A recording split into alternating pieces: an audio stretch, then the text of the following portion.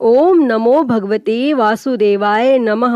हरे कृष्णा, हर हर महादेव। प्रिय भक्तजनों, आज हम इस वीडियो में एकादशी माता की कथा सुनेंगे। तो आप सभी भक्तजन बड़ी ही श्रद्धा, ध्यान पूर्वक और प्रसन्न चित्त मन से एकादशी माता की कथा को सुनिए। तो सभी प्रेम से बोलिए, एकादशी माता की जय। श्री लक्ष्मी नारायण भगवान की जय। एक बार एक राज्य में एक राजा रहता था।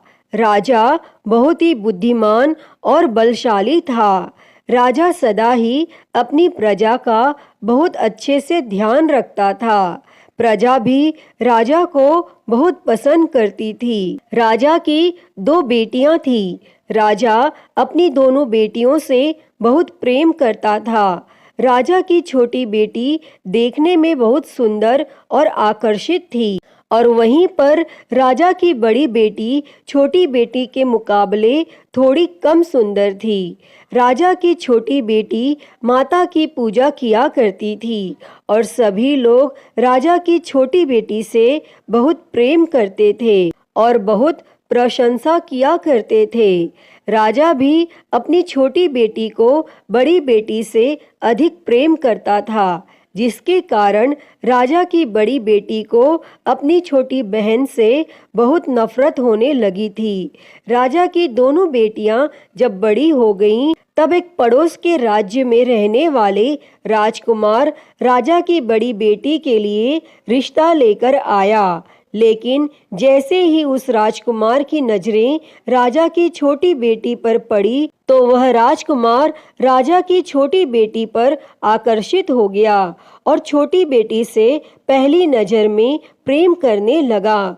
और उस राजकुमार ने राजा की बड़ी बेटी के साथ विवाह करने से मना कर दिया, और उसने राजा से कहा कि मैं आपकी छोटी बेटी से विवाह करना चाहता हूँ।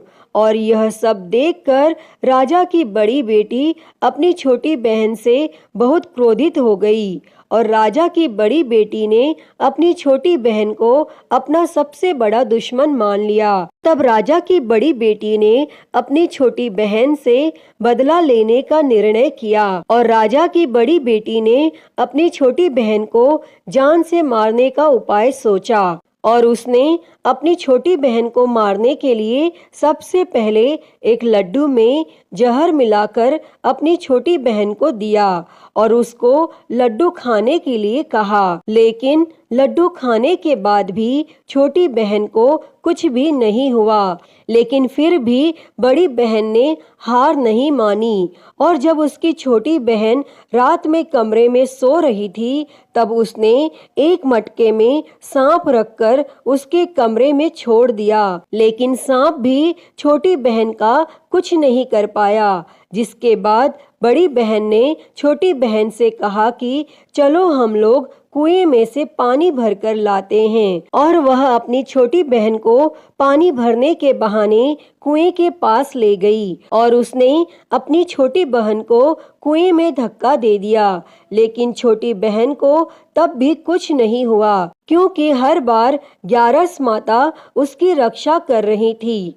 और उधर बड़ी बहन अपने सारे प्रयास के बाद भी असफल हो रही थी, जिससे वो बहुत क्रोधित हो गई। और फिर उसने अपनी छोटी बहन के पास जाकर उससे प्रश्न किया कि मेरी छोटी बहन, क्या तुमको पता है कि भगवान ने सबकी मृत्यु एक निश्चित समय पर लिखी हुई है, और कैसे तुम्हारी या मेरी मृत्यु होगी, क्या यह तुम जानती हो? तब छोटी बहन ने अपनी बड़ी बहन को बताया कि हाँ दीदी, मैं जानती हूँ मेरी मृत्यु कैसे होगी। और छोटी बहन से यह सब बातें सुनकर बड़ी बहन मन ही मन बहुत प्रसन्न होने लगी, और उसने अपनी छोटी बहन से कहा कि तो तुम मुझे अपनी मृत्यु का राज बताओ।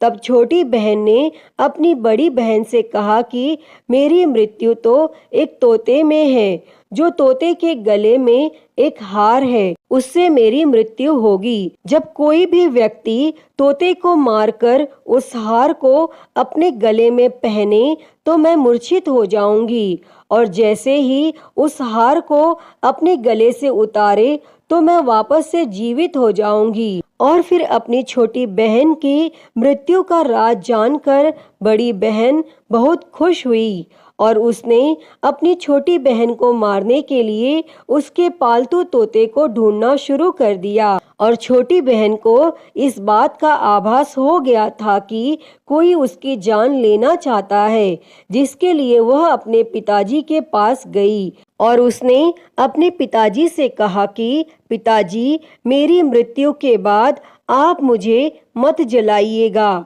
आप मुझे अपनी पुरानी वाली हवेली में एक पलंग में लेटाकर छोड़ दीजिएगा। तब अपनी छोटी लड़की की यह बातें सुनकर राजा बहुत आश्चर्यचकित हो गया और राजा ने अपनी छोटी बेटी से पूछा कि बेटी, तुम यह क्या कह रही हो? तब राजा की छोटी बेटी ने बताया कि पिताजी, समय किसी के लिए नहीं रुकता, क्या कब किसको हो जाए इसका किसी को कुछ नहीं पता। फिर राजा ने अपनी छोटी बेटी से कहा कि तुम ऐसी बातें क्यों करती हो? 2-3 दिन के बाद तो तुम्हारा विवाह है।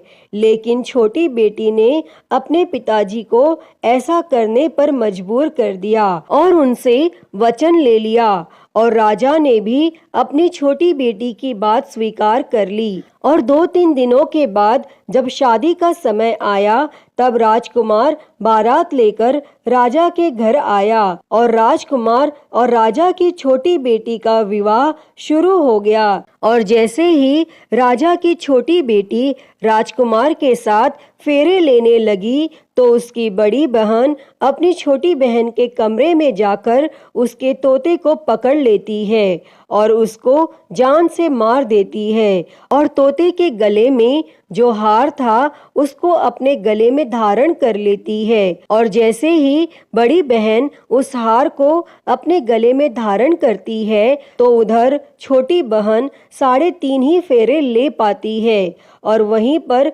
बेहोश होकर गिर जाती है। जिसके बाद राजा ने बड़े बड़े हकीमों को बुलाया और अपनी छोटी बेटी का इलाज करने के लिए कहा। और राजा की बात सुनकर जब वैद्य ने छोटी बेटी को देखा तो राजा को बताया कि आपकी छोटी बेटी ना तो जीवित है और ना मरी हुई, ऐसा मैं पहली बार देख रहा हूँ। तब राजा ने वैद्य और हकीम को यह बात बाहर बताने से मना कर दिया और उनको कहा कि अगर तुमने यह बात किसी को बाहर बताई तो हम तुमको फांसी दे देंगे। और राजा ने अपनी छोटी बेटी को पुराने महल में जाकर एक पलंग में लेटा दिया और वहां पर कुछ सैनिकों को तैनात कर दिया। इसके बाद राजा वापस अपने महल पर आ गया और राजा की बड़ी बेटी अपने पिताजी के पास आई और कहने लगी कि पिताजी, अगर यह शादी संपन्न नहीं हुई तो आपकी इज्जत का क्या होगा? आप कहें तो मैं आपकी इज्जत बचाने के लिए राजकुमार से शादी करने के लिए तैयार हूँ। जिसके बाद राजा ने अपनी बड़ी बेटी की बात मान ली और राजा ने बड़ी बेटी को छोटी बेटी के कपड़े पहनाकर मंडप में भेज दिया। लेकिन राजकुमार यह जान गया कि यह राजा की छोटी बेटी नहीं है बल्कि यह राजा की बड़ी बेटी है। लेकिन जब राजकुमार ने शादी करने से मना किया तो सभी लोगों ने राजकुमार को बेवश करके राजा की बड़ी बेटी से बचे हुए फेरों को संपन्न करा दिया और विवाह संपन्न हुआ। जिसके बाद राजकुमार राजा की बड़ी बेटी को अपने महल में ले गया और विवाह होने के बाद राजकुमार उससे ना तो बात करता था, न उसे पसंद करता था और ना ही उसके आसपास भटकता था। और राजकुमार ने यह फैसला लिया था कि वह अपनी प्रेमिका को ढूंढ कर रहेगा और यह जान कर रहेगा कि उसके साथ क्या हुआ है। एक दिन राजकुमार अपने घोड़े पर सवार होकर राजा के पुराने महल के पास पहुंचा, जहां पर उसने कुछ सैनिकों को देखा। महल के पास पहुंचकर राजकुमार ने जब महल को ध्यान से देखा तो वह समझ गया कि यह तो हमारे ससुर जी का ही महल है। तब राजकुमार ने सैनिकों से पूछा कि तुम लोग यहाँ क्या कर रहे हो और इस महल के अंदर उस पलंग में कौन लेटा है। जिसके बाद सैनिकों ने बताया कि यहाँ पर राजा की छोटी बेटी लेटी है। और यह सुनकर राजकुमार बहुत प्रसन्न हो गया और वह तुरंत अपनी प्रेमिका के पास पहुंच गया और उसकी सेवा करने लगा।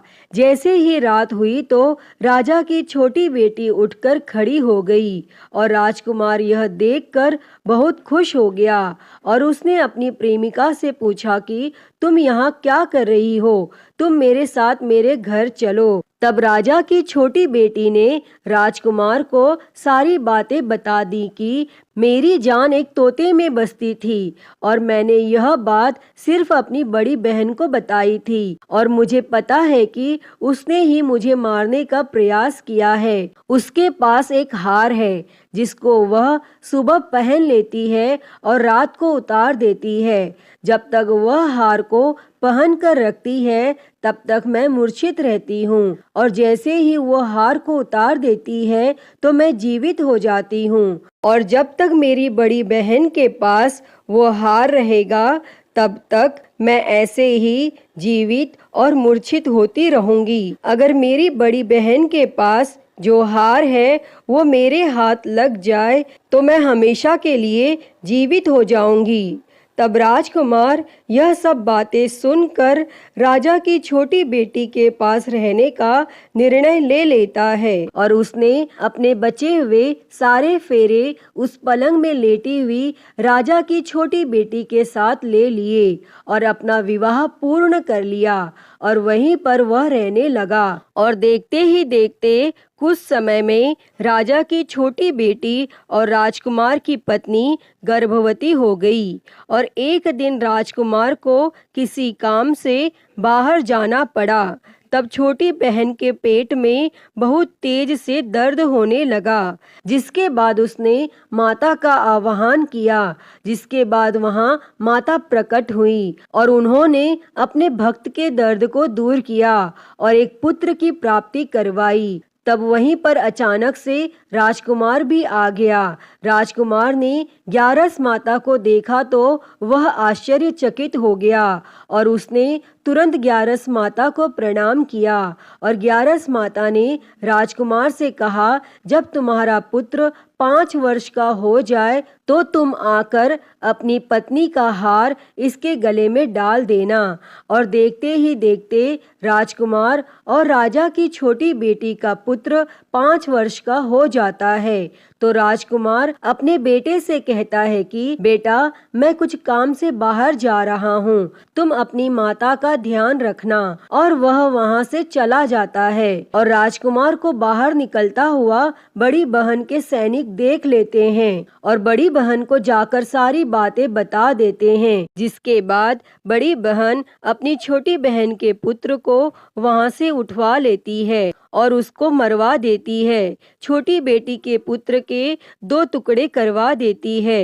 पहला टुकड़ा चक्के के पास छुपा देती है और दूसरा टुकड़ा अपने पलंग के नीचे रख लेती है। और तब ग्यारस माता भिखारी का रूप लेकर आती हैं और एक भिखारी का रूप रखकर बड़ी बहन के पास चली जाती हैं। जिसके बाद वहां पर वो भिक्षा मांगने लगती हैं। तो बड़ी बहन अपने नौकरों से कहती है कि जाकर भिक्षा दे दो। लेकिन जैसे ही नौकर ग्यारस माता को भिक्षा देने के लिए आते हैं तो माता उन्हें मना कर देती है और कहती है कि मैं तुम्हारी महारानी से ही भिक्षा लूंगी। जिसके बाद बड़ी बहन स्वयं ही भिक्षा देने के लिए माता के पास आती है। तब माता एक बिल्ली का रूप लेकर उसके कमरे में चली जाती है और वहां पर छोटी बेटी के पुत्र के 2 टुकड़े को आपस में जोड़ देती हैं और उसे जीवित कर देती हैं और फिर उसे वहां से ले जाती हैं। तब राजकुमार